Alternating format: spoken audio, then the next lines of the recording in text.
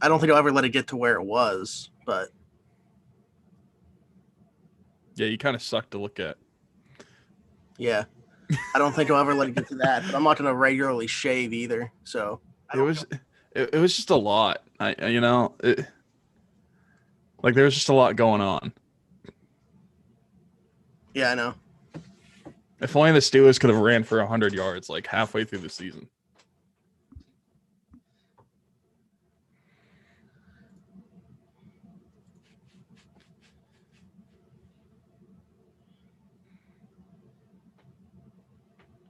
All right.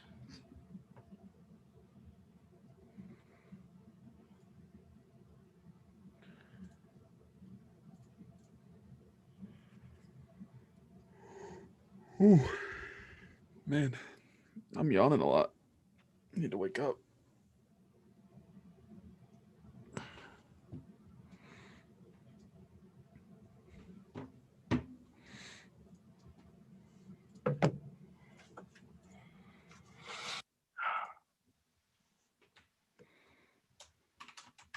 Just let me know when you're ready. All right, one sec.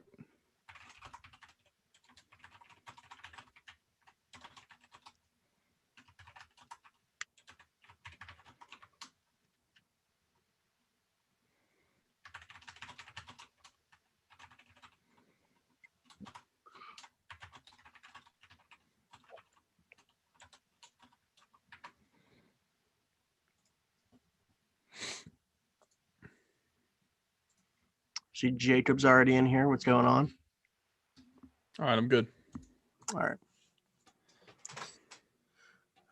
3, 2, 1.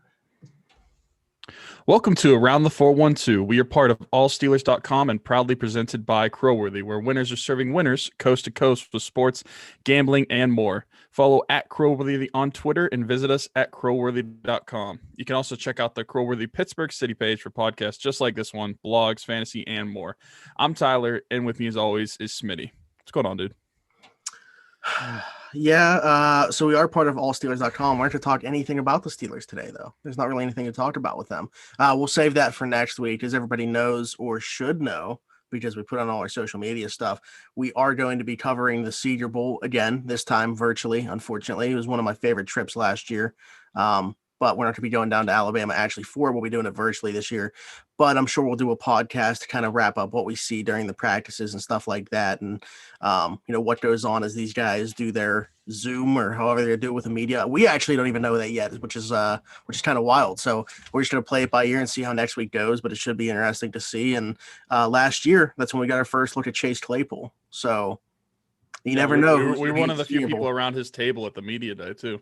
Yeah, I know. I got a really good picture of him because I was like literally right in front. He was right in front of me. Mm-hmm.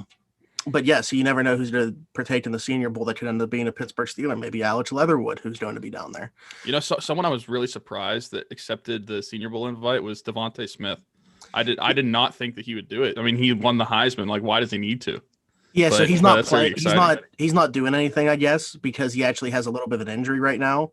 So he's not going to be doing any. But he's just going for like the meetings and stuff like that. And it's also the Dolphins coaching staff is the one that he's on. And a lot of people are like, he's being rumored to go there. So yeah, it makes sense, I guess, for him to go down there and meet with those two coaching staffs first and foremost as our two teams that are picked in the top 10.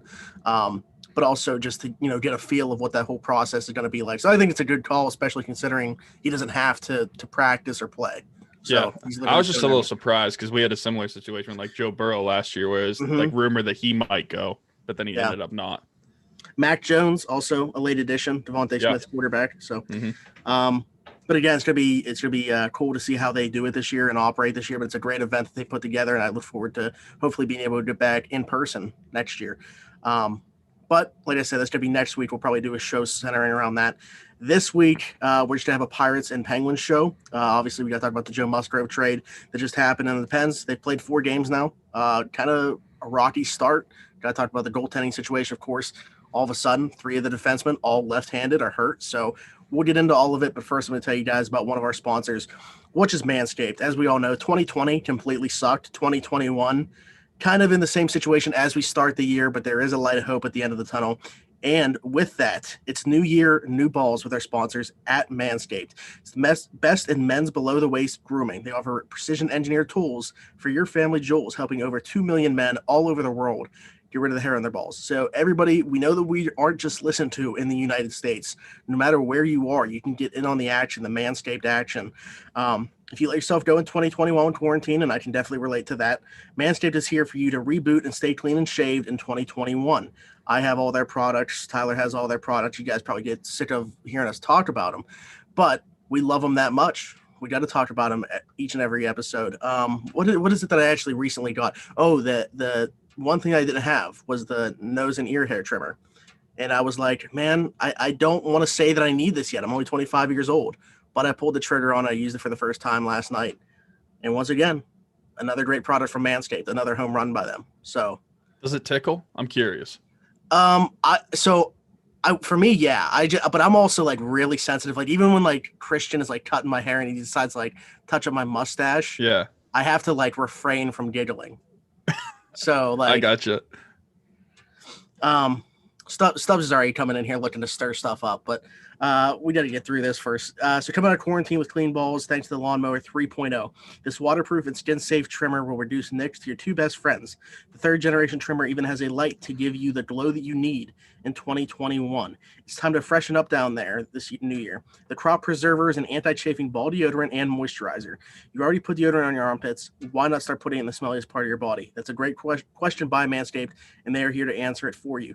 Tyler's holding up one of the products now. If you watch on YouTube, if you don't, you should be. And for on-the-go freshness, you'll love the Crop Reviver Ball Toner, which is now what he's holding up. 2020 was awful, so make sure your boys are refreshed and ready for new beginnings here in 2021.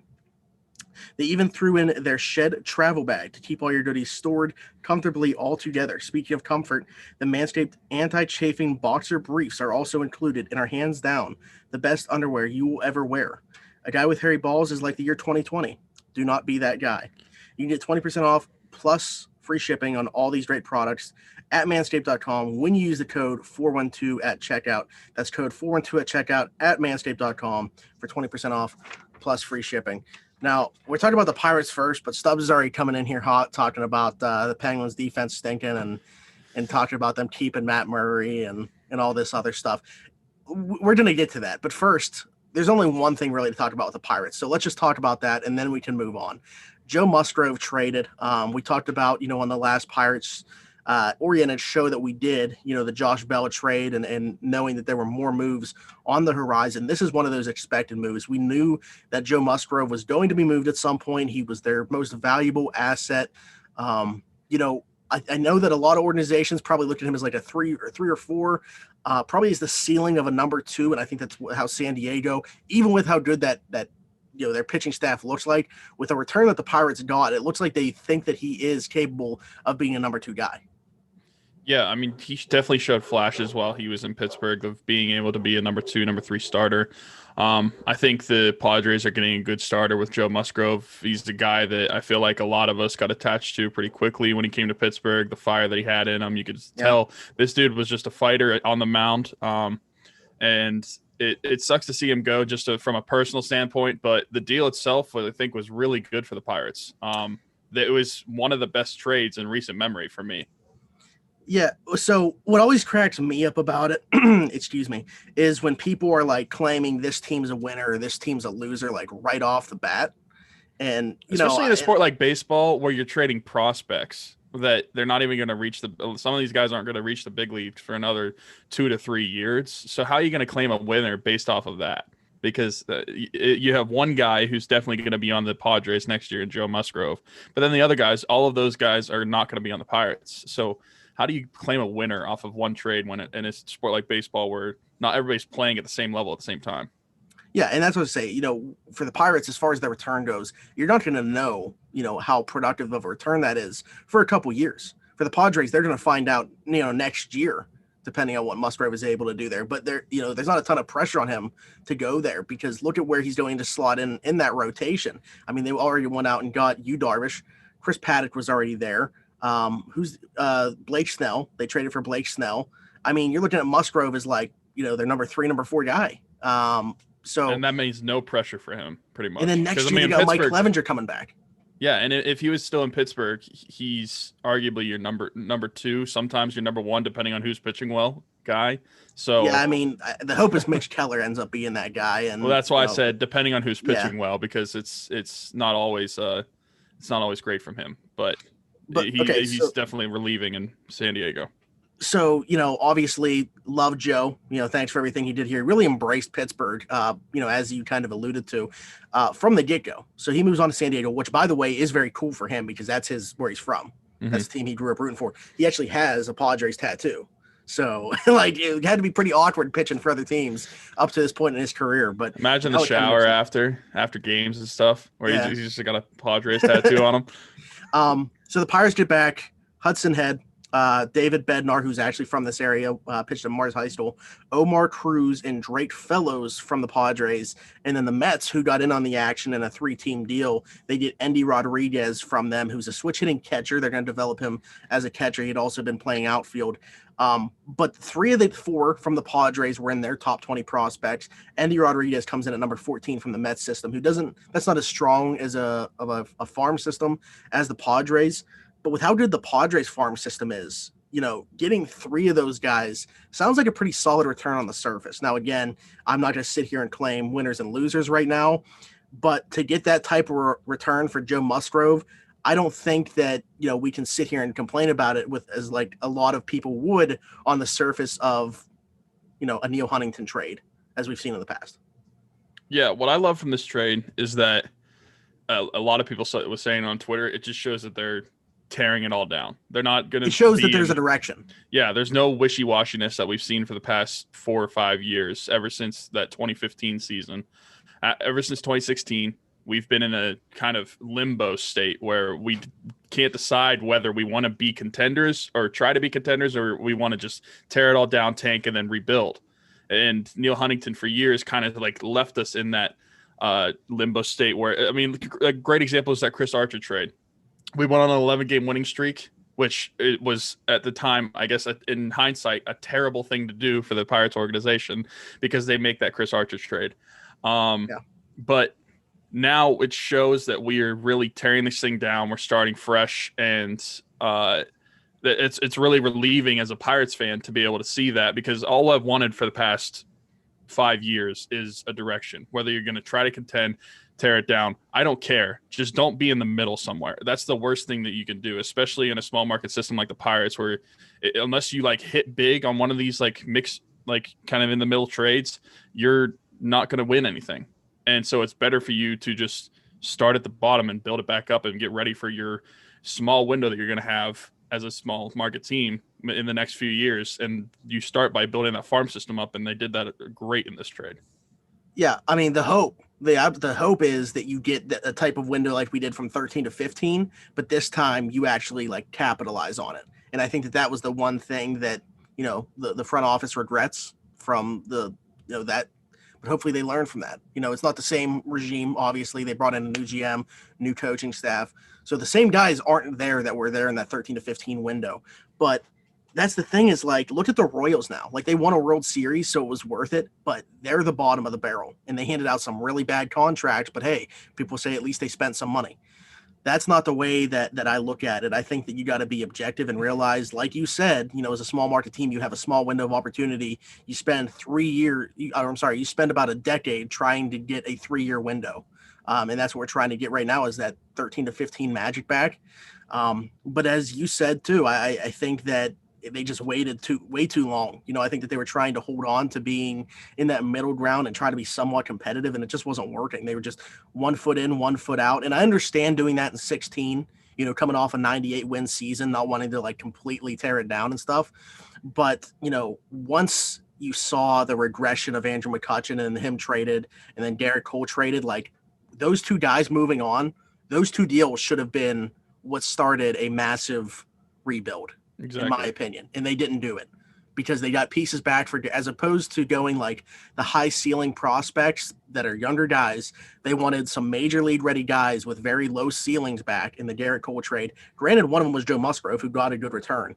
So, thank God he came here and actually pitched somewhat well, and people like, the underlying numbers and stuff. But it's just those trades for those guys all were, once again, not high ceiling guys. They were just trying to look for major league level, average level players.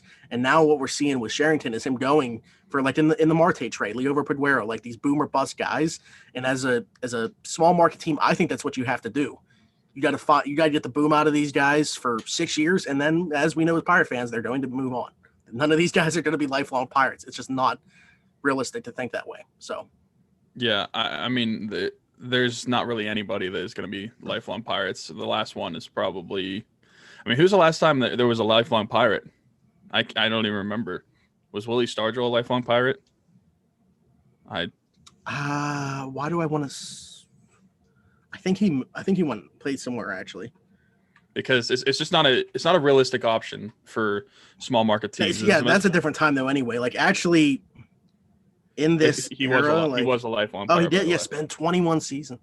Yeah, good lord. But yeah, it's just not a realistic thing. In the era with all this money going around, it's just not going to happen. Like everybody who's upset by either this trade, the Josh Bell trade, going back to the Andrew McCutchen trade, Garrett Cole trade.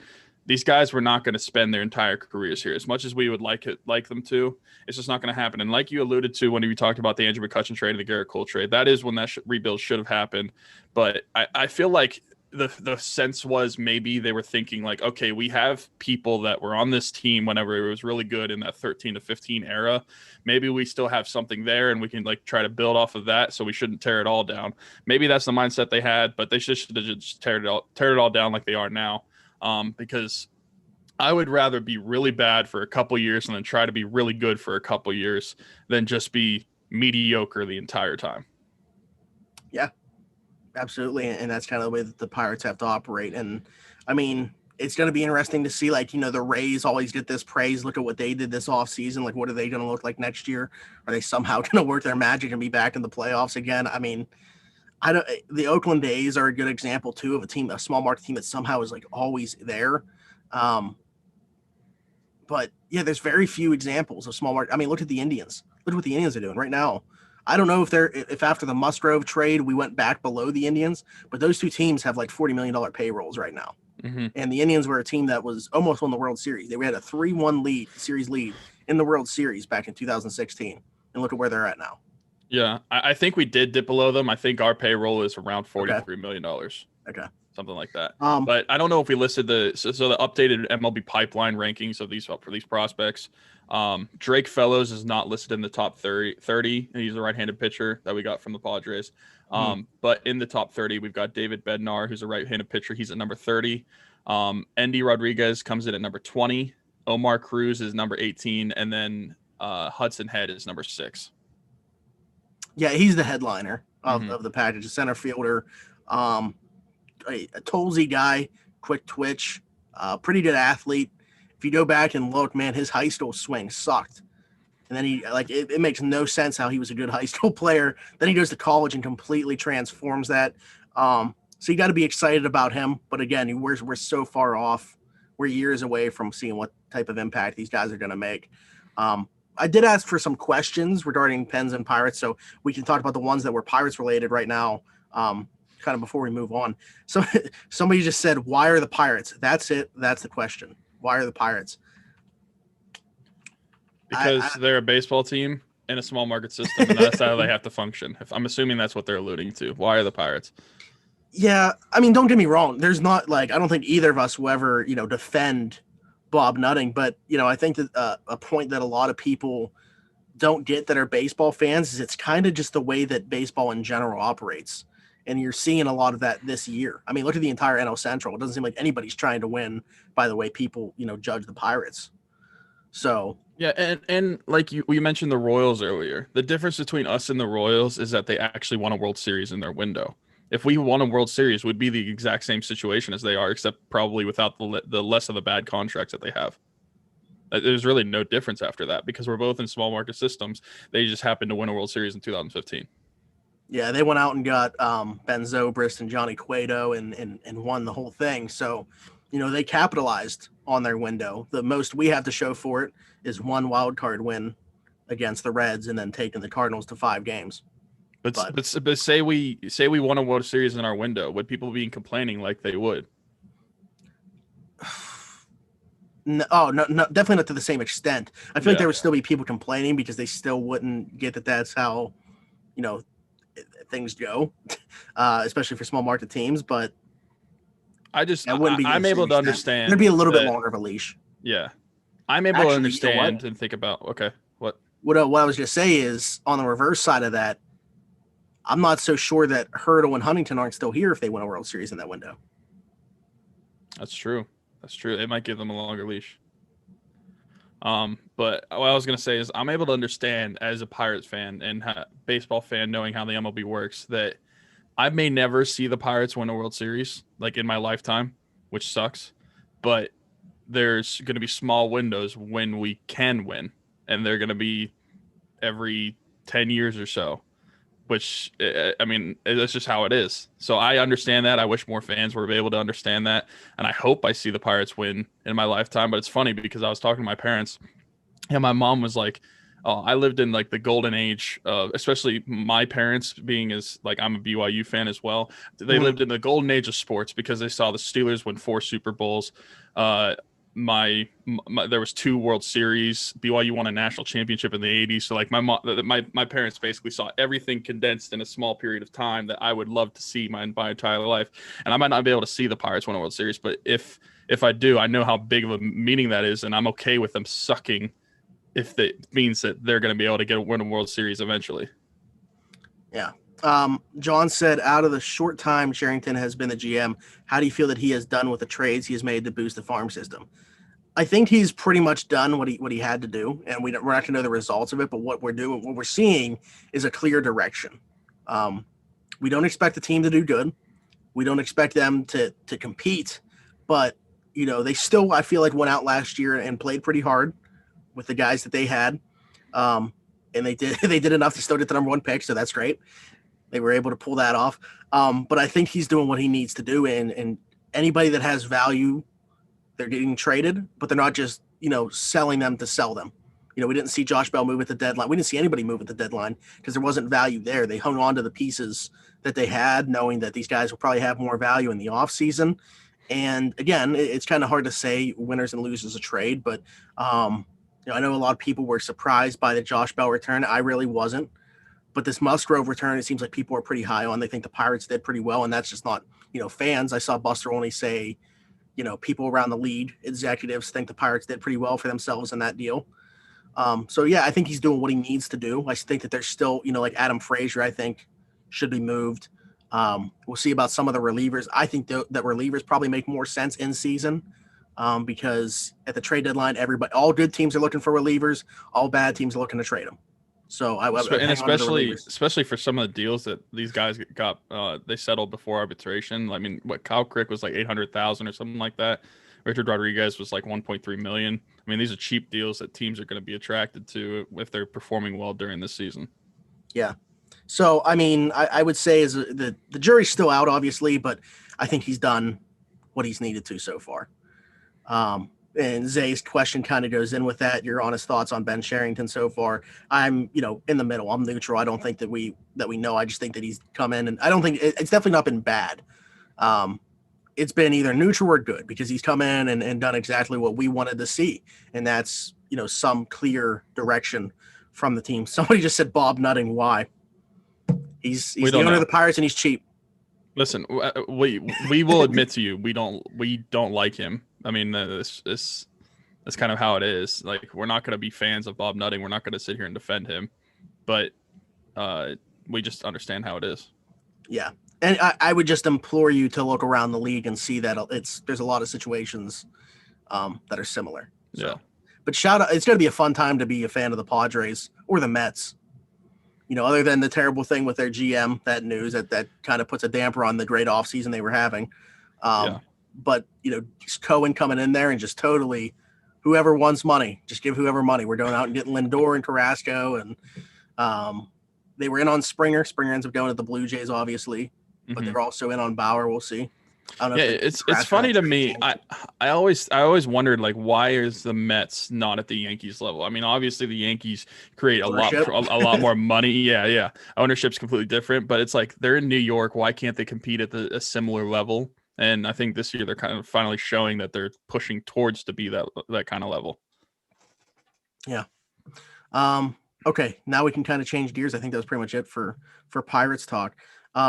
So let's shift gears and talk about the Penguins, who season's underway. They're 2-2. Open up with 2 losses to the Flyers before winning 2 games against the Capitals. Both of those, well, one in a shootout, one in overtime. What have you seen so far? Who's impressed you? Who hasn't? And what do you make to this rocky start to the season? Okay, what I've seen so far is, at least defensively, for the most part, a mimic of last year. Towards the end of last year, what I've seen, there's a lot of odd man chances that they give up. They're not responsible defensively. A lot of their defensive pairings do not smart changes in when it comes to times during the game, which leads to chances for the opposing team. But individual players themselves, I've noticed. I mean, right off the bat, last night, Kasperi Kapanen was really good.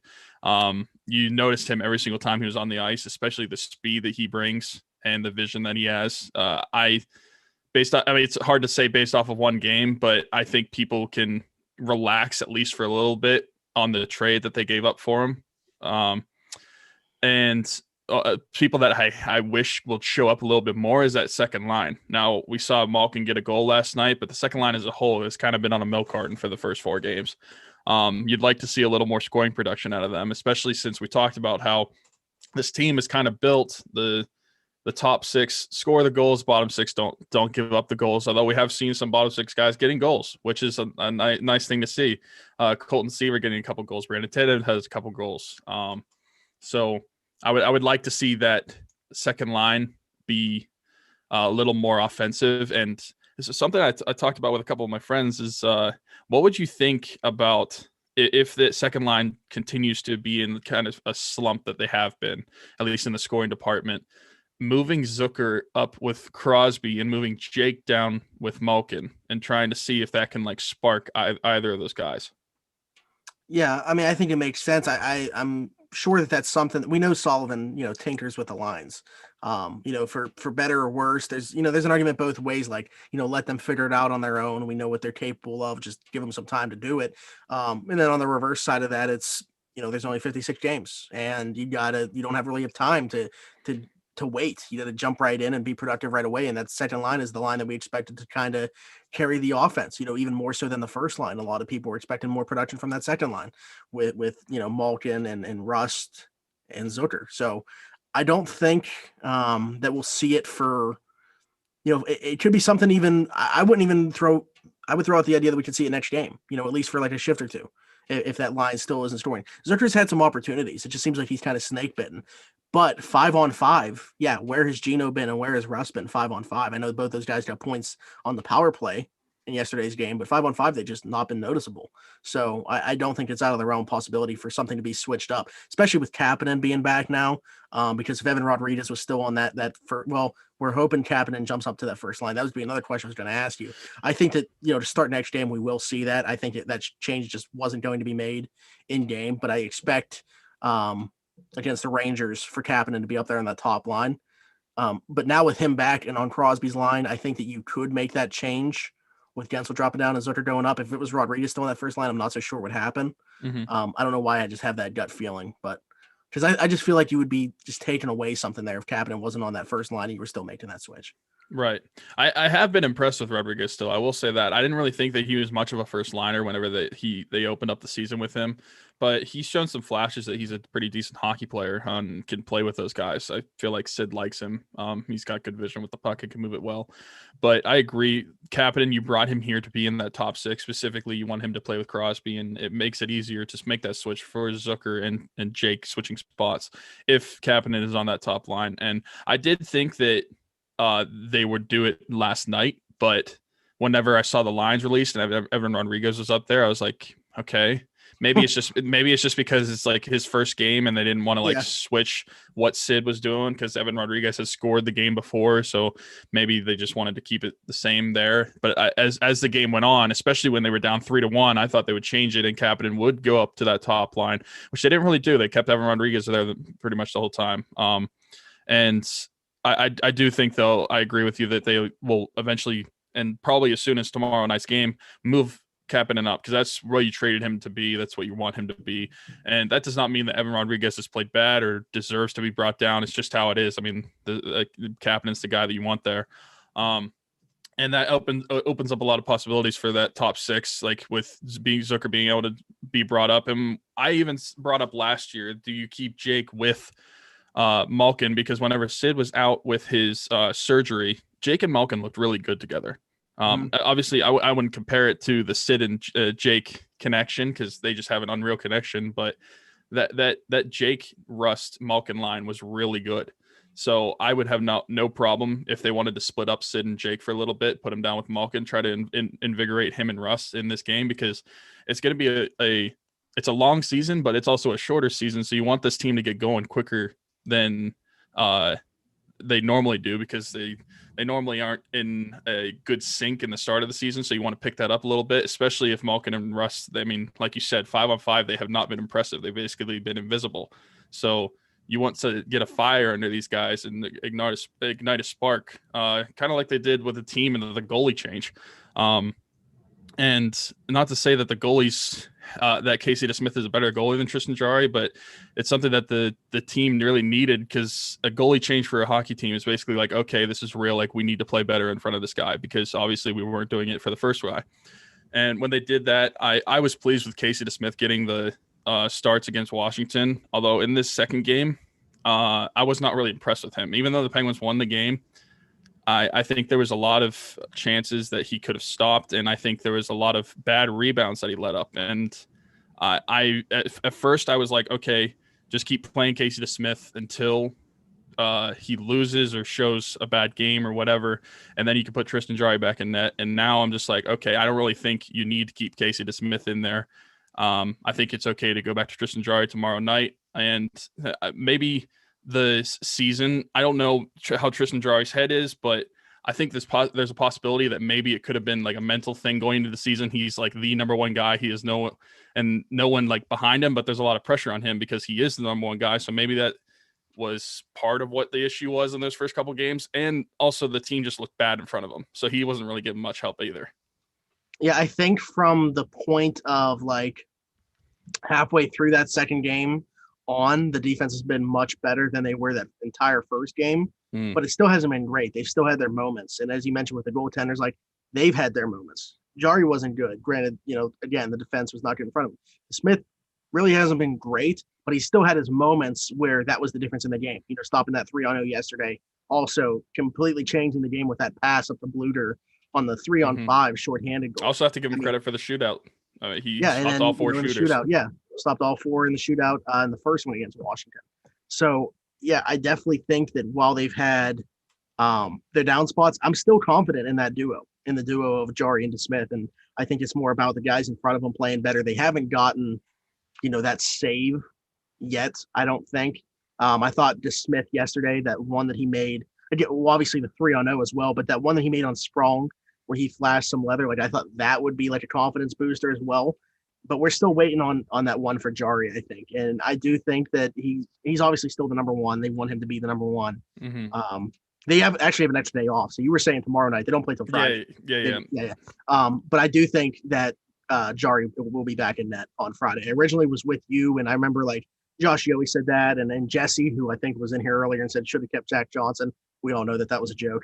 But I was with them in, it being DeSmith until he lost a game, because not even that he has to play bad and them lose. Had they lost a game 2-1, I think that would have been your moment to go back to Jarry. They just had to actually lose a game.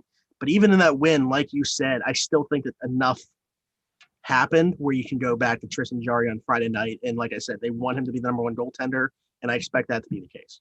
Yeah, it's not like they won this game like 5-0 or 3-0. Like They won this game 5-4 in overtime, and they let up 4 goals. I'm not saying the goals were Casey Smith's fault. It never is just the goalie's fault on all those goals. However, there were some cases where at least one of the goals, I forget who scored the goal. Maybe it was Lars Eller, but there was a bad rebound, and the Capitals capitalized on it. Capitals capitalized. They scored the goal like right away off of a bad rebound. Where I'm like, dude, okay, you got to have better rebound control than that. But yeah, I'm still confident in this duo. Like you said, Jari is still the number one guy. They want him to be the number one guy. I'm confident in him. We saw what he can be as a goalie last year. And Casey DeSmith, I'm very happy with him as a backup. I really don't understand a lot of the hate this guy gets. I mean, we're talking about a guy that has won double-digit games a couple years ago in the NHL as a backup. So I'm confident that they'll be able to play better, and hopefully the team plays better in front of them as well. Yeah, Jesse said he agrees. Time to get back to Jari. DeSmith got the W, but it's hard to say he stole it. Also, thanks for keeping me company while I cut video, boys. We look forward to see that video on Twitter here sooner rather than later, Jesse. But yeah, I also think, to your point, I started off this whole thing that we've gone on a long spiel about with who's impressed you and who hasn't. You mentioned kind of already the bottom 6. Mark Jankowski has been better offensively than I think a lot of people were expecting. Brandon Tanev has made me completely forget about how many years he's here for. I mean, he's playing really well. He looks like a guy that I think he even got some shifts with Malkin last night. Mm-hmm. I mean, he can jump up if he has to. We've already seen him jump from the 4th line to the 3rd line this year. He's fitting in really well there. They look like they have been the best line to me overall this season in Jankowski, McCann, and Tanev. I mean, the bottom 6, so you have Jankowski has a goal, 2 assists. Brandon Tanev has a couple goals. You mentioned Seaver has a couple goals. Bluder has a goal. I mean, the bottom 6 that scored as many goals this already in 4 games as I think a lot of people thought they were going to score this year. The way that people make it seem. And it's crazy. Jesse's in the chat, but we literally talked about those lines with him when he was on our show a couple months ago. The goal was the top 6 to score the goals, and it didn't look like the bottom 6 was going to score any. But you got Brandon Tanev, who's, I mean, granted, it's only 3 points, but he's 3rd on the team in scoring. He's tied with Teddy Bluger. Mark Jankowski is tied with him as well. I mean, these guys are being productive in the offensive zone, and that's really good for the team because we talked about it before the season started. We needed some production from that bottom 6, even though we knew we probably wouldn't get as much as we would hope, because a team's just not able to function as like, okay, you guys score the goals, you guys don't give up the goals. A team is not going to be able to win that way, at least long term.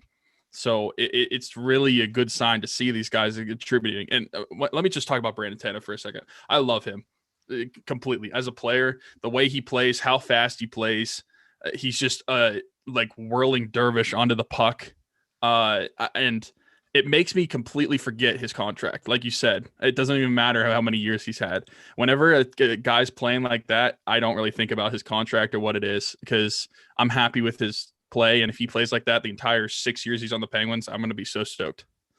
He's the type of guy that nobody wants to play against, and I just feel like is going to be an even better performer in the playoffs for this team. I mean, I'm sad that we had the early exit in the bubble, because I feel like this is the type of guy who could have had like a Max Talbot type run. You know what I mean? Like, he's like that unsung hero that steps up in big moments. And that's just the type of feel I get from a guy like Brandon Tanev. And he's obviously quickly become a fan favorite. I mean, it's crazy how many Brandon Tanev jerseys I see that people have for, a guy that plays in the bottom 6, but that's just the type of guy that he's become. He's acclimated himself well here. Brian Russ talked about him actually when he was on our show. How he plays is how he is as a person, and that he's just a one ball of energy, and it's like he's constantly on 5-hour energy. But no, yeah, you got to love Brandon Tanev, what he's brought to this team. But overall, the bottom 6 has been great, and I know it's easy to say the 3rd line center is like the X factor for this team. Because here's his stick, by the way. Oh, is that game used? Yeah, it's nice. It's one of my game used. Again, if you're just listening to the show, you're not going to get the full experience here. But yeah, Beefy has a Brandon Tanev game used stick. But to say that Mark Jankowski as the 3rd line center is the X factor, I think is pretty fair for the reasons that we're talking about, because we don't know what the scoring is going to be like from what type of secondary scoring we're going to get from the 3rd and 4th line. But if that 3rd line is good, if Mark Jankowski finds that that offensive game from when he scored 17 goals in Calgary and brings that player here where we're talking about playing with Brandon Tanev. Jared McCann was the one guy from that line that we thought could score. You know, it was like, are his line mates going to be able to give him the puck and put him in position to score some goals this year? Because we feel like he's a 20 plus goal type guy. You know, so if you look at that third line, I think that it's pretty fair to say that Mark Jankowski is an X factor for the way that this offense is going to go, because you need him to be good in the offensive zone for this team to get secondary scoring. All right, now I have a question for you, and this is purely hypothetical. So assuming that Kapanen goes up and plays on the top line, that means Rodriguez just have to come down probably on the fourth line. They would just switch spots from the last night's lineup. Mhm. So if Kapanen, or not Kapanen, if Rodriguez, Lafferty, and Zach Aston-Reese are all healthy, who are you playing? Well, for the time being, it's got to be Evan Rodriguez, I think. And the difference there is last year, like the line that everybody was talking about that was really good was Bluder, Zach Aston-Reese, and Tanev. They stayed together for most of the year, and they were really good. Whenever they were healthy, that was the line, and they were the most consistent line that we had. The difference there would be that you've already moved Tanev off that line and up, and you're not going to move him back down, I wouldn't think, just to accommodate putting that line back together, because then you'd be talking about Colton Sevier in the third line instead. I think that you keep that third line untouched right now. And for me, Evan Rodriguez plays in that fourth line until one of them, one of those guys between him or Sevier, come off their game, and then you insert Zach Aston-Reese. Zach Aston-Reese isn't a guy that he's very good defensively. I understand that. The offense hasn't been what I thought it was going to be coming out of college. But I don't think that he's a guy that you need to force him into the lineup. I don't think that he warrants that, in my opinion. Yeah. I agree with you. I was just curious what you would say. I was kind of disappointed. What Jesse would say here. Yeah, and I was kind of disappointed to see Lafferty was taken out of the lineup. I'm really a big fan of his. Yeah, when on that fourth line, there was a lot of buzz that he was their best player at the shortened training camp before coming back, and yeah, I thought he deserved to be a mainstay in this lineup, but the start that he got off to wasn't great.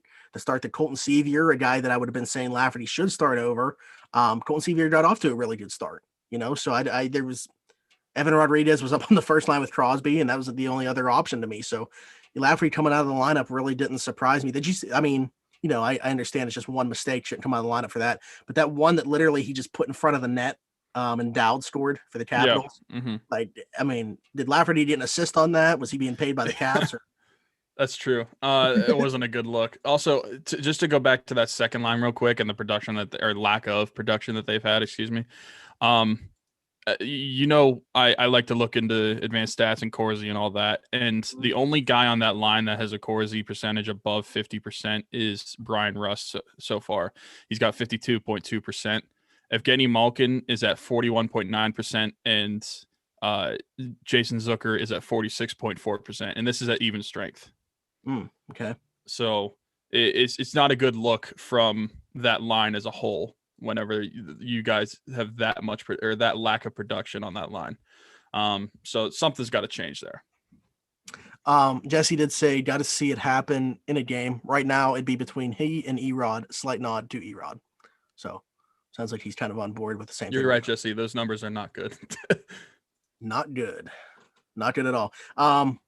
Okay, so one more thing before we answer some questions that we got on Twitter. We saw two left-handed defensemen go down in this game against the Capitals last night. We already had seen Matheson get put on IR, and Sullivan said he's going to miss an extended period of time with an upper body injury. Is it about to be POJ season in Pittsburgh? I think it has to be. They're all three lefty-handed defensemen. Unless you got multiple right-handed guys playing on their offside, I think you're right. It's about to be postseason. Jesse said the same thing. So we'll see. Obviously, hopefully Pettersson's okay. Hopefully Richa's okay. But I don't know. Did you hear anything today? Have we heard anything about the status of those guys? The only thing that I saw was Sullivan said last night that they were both dealing with upper body injuries, but they haven't been evaluated yet. Yeah, that's the last thing I had seen as well. So who knows? But the Ricola one I didn't even see, and the Pettersson one did not look good, and it looked like he probably will miss some time. So yeah, I guess the question is, do we see Ceci come back? If there's only one guy out, would it be Ceci coming into the lineup and somebody playing on their offside, or is it immediately POJ season if only one of those guys is out? I mean, if it's me, I would immediately do Well, yeah, POJ if it was you, season. he'd probably be playing immediately anyway. He wouldn't have even. Yeah. But what I think they would do, I would honestly think they would play someone on their offside and put CC back in. Now they took CC out pretty quickly, quicker than I thought they were going to do, and I'm sure that the 1 year lower amount of cap hit that they have, compared to what they had with Jack Johnson in the prior years, helped them have such a short leash with him, He's which just an I'm option. perfectly okay He's with not that. like he's not a regular. He's just a depth option, and I'm Exactly. glad that they're treating it that way. And I was happy when Chad Ruhwedel took his place because we know what we get with Chad Ruhwedel. We've talked about that for the past couple of years. He's just a steady defenseman. He's not going to scare me. I'm perfectly fine with a boring defenseman. I'll take that. But I think that, in my opinion, they will play someone on their offside. I don't know who that's going to be, whether I mean, maybe it's Marino since he's got more skill maybe than the other ones. But I think they will do that before they bring up Poj, unfortunately. If only one's out. If two are out, then it's definitely Poj season. Yeah, I mean the options are getting pretty thin. When you're missing 3 defensemen, your options get pretty limited. And again, we don't know the status of Pedersen or Ricola at this time, but we're just going off the assumption should they miss time, what's going to happen. And I hate to agree with you on this. Thanks. But I think I have to. I mean, I'm glad that I don't know if when Jesse responded to me, that was what he thought or what he would do, but he said it was POJ season. So, I mean, that's what we give the people what they want. That's what the Penguins should be looking at. Damn everything else. Just give the people what they want. So I'm thinking if only one defenseman is out, say Marcus Pedersen is out longer term, Risu Riikola can play on Friday. I would imagine that the lines would be something like Letang and Dumoulin as normal. And then I would think you would see maybe Chad Ruhwedel and Riikola as normal, and then you'd see Marino on the left side and with CC because they think Marino can handle CC better or something, or at least the fans might think that. I don't know what they think of CC within the organization, but if it's anything similar to the fans, it's not good. Noting how much they care about handedness, I think it's a slam dunk. Well, I hope you're right, Jesse. I mean, you know more than we do, so I. No, but I mean, he's absolutely right. They do seem to, force those left hand and right hand combinations, which is a good thing in my opinion. So I mean, hopefully that's the case because in this case, it plays to our benefit because we get to see POJ. I mean, realistically, we all know Ricola is not amazing, as a defenseman, but he. Especially with the Schultz and Johnson line last year, I was clamoring for Ruhwedel and Ricola. It was just something different. I wanted to see something new. But how much worse could POJ be than Ricola? I mean, honestly, from what we've been hearing about this guy, it seems like he's pretty decent. So why don't you just give him a go? Even if only one defenseman is out, I would still play him. Why not? I mean, he's one of your only prospects in your terrible farm system. You only have 3 or 4 real prospects in that farm system. He's one of them, so you might as well just give him a shot while you can. Galchenyuk stunk here, so let's get something out of this Kessel deal. Exactly. Well, Mike actually came in here with an MLB and Jonesy as well. So 2 Mikes. Mike Illinois said if MLB has a full season, over under 105 losses for the Pirates. But Jonesy said which team between the Pirates and Penguins wins more games this year. So that's. I mean, are we assuming the Pirates are playing a full season? Play 162. Yeah, it's going to be the Pirates. That's honestly closer than it should be, though. Yeah. Listen, guys. I know that the Pirates are going to be really bad, but it is hard to lose 100 games. I think they might lose 100 games. Well, I think they might too. But I'm saying it's 120. No, it's hard to lose 100 games. That's what I'm trying to say to people. So losing as much where you're going to have the same amount of wins as the Penguins in a 56 game season, that's not going to happen. You literally have to be actively tanking every single like you have to be like paying the players like, hey, miss this ground ball, like do whatever. So yeah, I would say the Pirates are going to win more games just because they have more games. The interesting one is Mike in Illinois over under 105 losses. That's kind of like right where I'm at. I'm gonna say under, except slight. I'm gonna say they lose like 102 games. Yeah. Yeah, 60 and 102 sounds about right. I want them to win 69. I mean, I want them to win 69 like every year that they're not good, but okay, so back to the Penguins though. Those two just happen to come in right now and say that. Is Gensel the GOAT? He actually has the luxury of playing with the GOAT. Gensel's a great player himself, but the GOAT actually is his center. So, but Gensel's a phenomenal player. I love Jake Gensel. What a steal, dude! 3rd round. Yeah, amazing. And that was a great shootout goal, by the way. Oh, that's one thing that's actually really bothered me, is the shootout lineup being literally the same year after year. Letang, Crosby, Malkin. It just seems like every year they look less and less creative.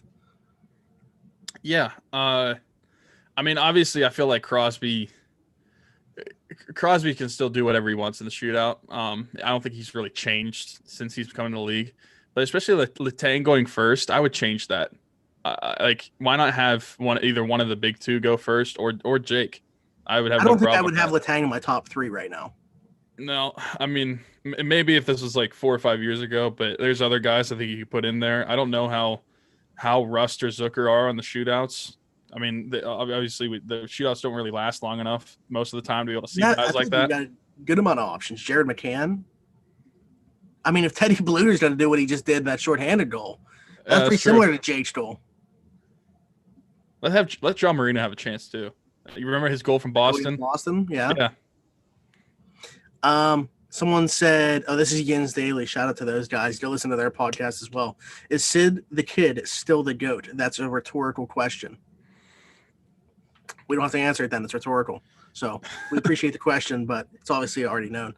Should Aston Reese be on the first line with Crosby? No. You're smoking crack. If you think that's gonna happen, no. I understand there's been similarities to what Patrick Hornquist was with Sid, but he's not offensively what Patrick Hornquist was, and that's not even the type of winger that I think Sid likes to have anyway. So, no, it's not going to happen.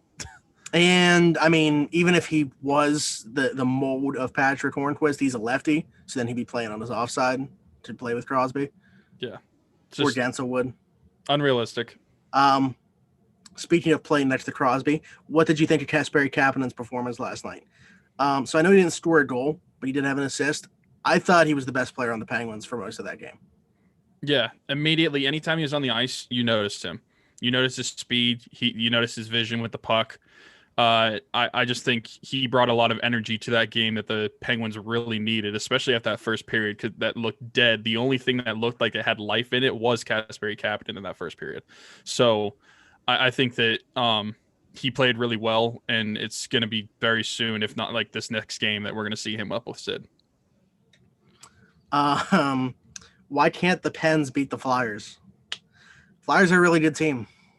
Listen, I had a discussion with this the other day with one of my friends, and they were talking about how like they don't want to admit it, but the Flyers are a good team. And I said in our division, I think you could argue that Boston is on top of the division as if you're like ranking the teams, at least expectedly. Although Boston did lose some guys as well.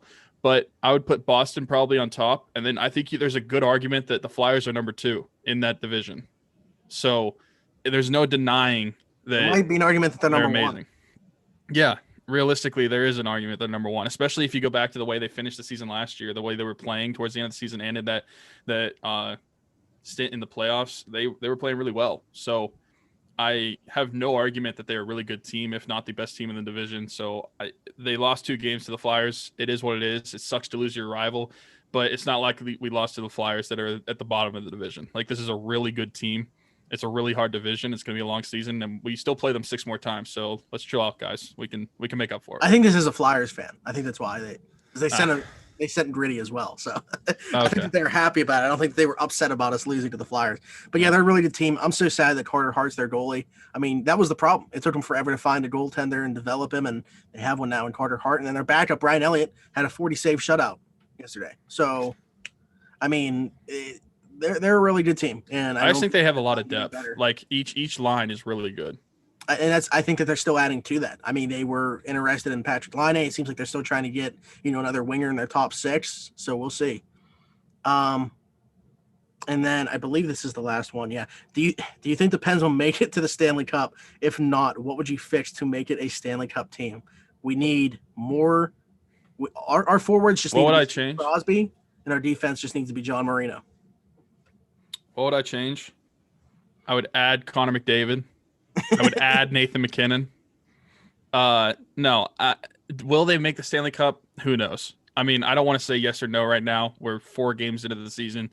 I've mentioned before that, and this is completely different circumstances. Mike Johnston was the coach, but in 2015, we lost 3 games to start the season. We were out of the playoffs towards the end of December that year, and we ended up winning the Stanley Cup. So I don't want to speak too soon on this very young season, but if I have to make a prediction right now, no. But I'm not saying it's impossible. But I mean, it's just impossible to say. You're 4 games in. Yeah, But I think that they're a playoff team. And I'll stick to what I said coming into the season. I agree with you about Boston and Philadelphia. So I think that they're one of the top 3 or 4 in the division, and they're one of the top 4 or 5 in the. Well, I guess I can't say Eastern Conference, but yeah. yeah, Including the other division. I know what you mean. Eastern Conference teams primarily. Yeah. Yeah, I know what you mean. Obviously, with the realignments and stuff like that, and the divisions, it's still, takes some getting used to. But as far as what they need to improve upon, I think that's probably a better way to answer this question. Is you need stability in the net.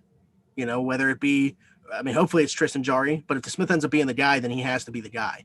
If he is outplaying Jarry by that much, you got to roll with the Smith, because whatever goalie's going to win you games should be the one in net. It shouldn't just be Jarry because you thought it was going to be Jarry before the season. And I think you need improved play on the back end as well. And I think that you need this secondary scoring to continue to do what they're doing. That second line, though, that's the X factor for me. They got to start scoring if this team's going anywhere. I basically am going to reiterate everything you said. I was going to say you need some solid goaltending. And obviously the team has to play well in front of the goaltenders, but sometimes you just need a guy that's going to make that save, or just make sound goaltending decisions. I don't know. There's a lot of things I've seen in the past few games to start the season that even though the team's not playing great defensively in front of them, I just think there's a lot of things that the goaltending could be doing better. But next line, like you said, defense. You need to clean it up defensively. You need to be more responsible. Know when to pinch and when not to pinch. Like I think Jesse pointed out in a tweet that when he was breaking down one of the games that a lot of the odd man chances in that first Washington game came from pinching at the wrong time and trying to jump up as a defenseman, which led to odd man breaks for Washington. Be more responsible in that way. And then, like you said, that second line, they just need to figure it out. 41% and 46% Corsi for percentage for Zucker and Malkin. That just can't happen. That needs to improve. And those just guys just have to dig down deep and find a way to do it. Whether it's keeping that line together or, like we said before, changing it up, putting Zucker with Sid, Jake down with Malkin, whatever they need to do, they just need to figure out a way for that line to be better. And secondary scoring as well. It needs to continue. It's been very good so far. Very impressive with the guys, especially like Colton Seaver, Mike Jankowski. These are new guys that are new to the team. It seems like, at least so far, they've been good signings. Yeah, I think though, with taking all those into consideration, that second line producing is the one that I'm actually the least worried about. Yeah, I agree with you. Eventually, they're going to figure it out. I mean, they're not going to stay in this drought forever. I would just prefer that it's sooner than later. Yeah. And we talk. I know that it was that way for everybody in the NHL, but like a lack of a preseason, maybe for these first couple games were what they were treating this as. Because for a team like the Penguins, we talk about it all the time. It's the regular season's just trying to, get in playoff form because you expect to be in the playoffs. So most of the time they're just, you question, is their foot always on the gas, I guess, because they're just trying to stay in tune with everything and just make sure that they're playing their best hockey when playoff time does come around. Yeah, that's something specifically I'm talking about Evgeny Malkin right now. I just want to notice him on the ice, whether he's scoring or not. At least in this next couple of games, I want to be able to notice him and seeing the effort that he's putting in, because there's sometimes on his lines and on his shifts that I just don't even notice that they're on the ice. Like it seems like they're invisible, like you said. I just want to see the effort being put in, whether he puts the puck into the net or not. If he's trying, if he's getting shots on goal, making timely passes, getting back on defense, back checking. I just want to be able to see that from him and the line as a whole. I think Friday is a good start for this, because obviously we're playing division rivals and then, longtime foes throughout the entire season anyway. But the Rangers seem like a team that Evgeny Malkin always has success against. And granted, it's not Lundqvist and net anymore for them there. But I would look at Friday as a day for that line to really get going. Yeah, I'm actually excited about watching that game, because I feel like the Rangers are a team that's up and coming.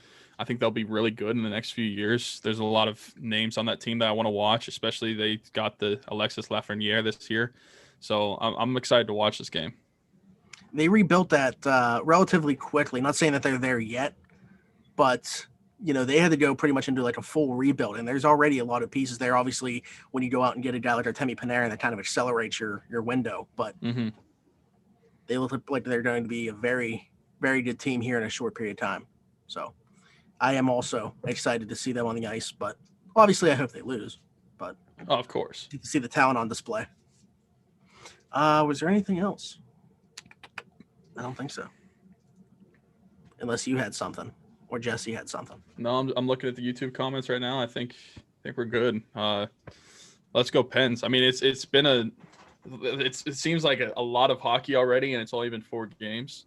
But I'm really just happy hockey's back, and then we're getting into the swing of baseball as well pretty soon. Spring training's in 3 weeks or something like that. So yeah, I was just talking to Jared 2 days ago about it. Actually, he made that number switch to 14. Yeah. So I was talking about sending him the 76 jersey for him to sign, and we started talking about spring training and how they haven't really gotten much of a word yet about how things are going to be going. But as of right now, the timetable is the same as it would be in a normal year. Not last year, but a normal year prior to that. So we'll see how it all plays out.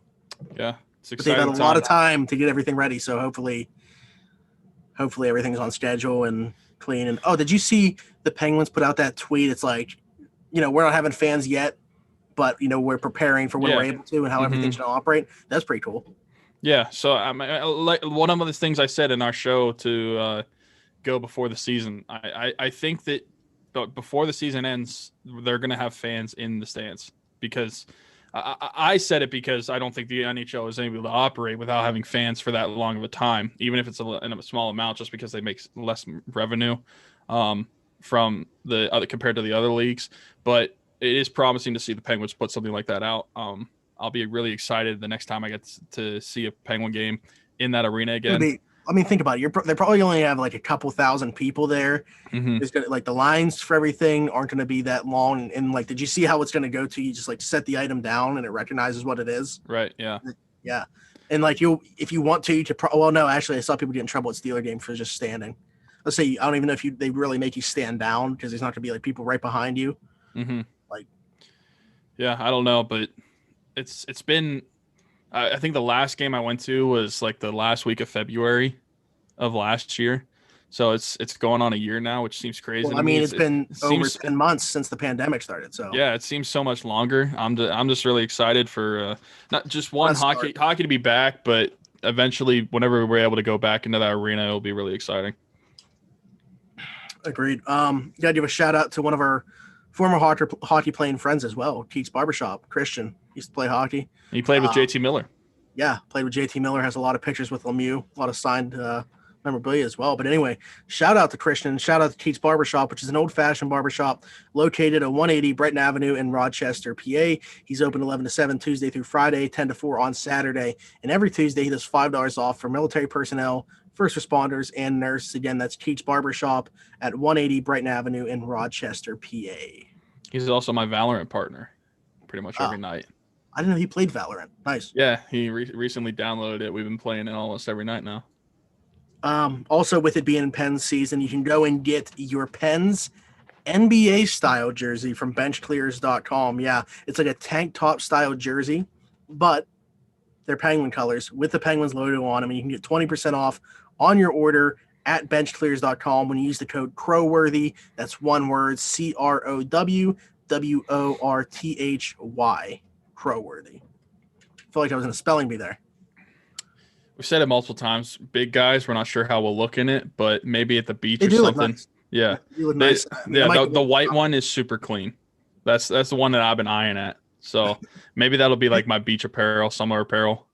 I was just say that's actually probably the one that I'm gonna get. So you can wait until I get it, and then I'll have to let you know. All right, sounds good. But everybody, I want to thank you again for listening to another episode of Around the 412. Like I said, we will be back next week with some Senior Bowl related content, maybe some guys that we feel like could fit in really well in the Steelers, some guys that stood out, some guys that we might be disappointed with. We might do like some type of collaboration as well. I know that, last year when we were there, we did the show with Donnie Druin, who's on here obviously all the time, as well as Richie Bradshaw, who is a writer for the Ebony Bird covering the Ravens, which that part of it sucks, but he's actually a really good guy. So we might do something with them or some other guys. Who knows? Nate, Jake, we'll see what happens. It's going to be a wild week. We'll have to do maybe in a Zoom room type thing and that make it like it's like so somebody tweet out that they want people to do a Zoom room and act like it's Veets, which is like a popular bar that's there, which is the bar that you'll go to and just like run into the coaching staffs. And You stuff just like need that. like a dozen plastic cups stacked up holding them while we record. You'll run into all the coaching staffs and media members there. It's actually a really good time. But man, talking about it's getting me sad that we won't be there this year. But like I said, I look forward to hopefully going back next year. Yep. Don't forget to follow us on Twitter at Around the 412. Follow Crowworthy at Crowworthy. Visit the Pittsburgh City page at crowworthy.com for podcasts like this one, blogs, gambling advice, and more. Until next time, we'll see you. Bye-bye.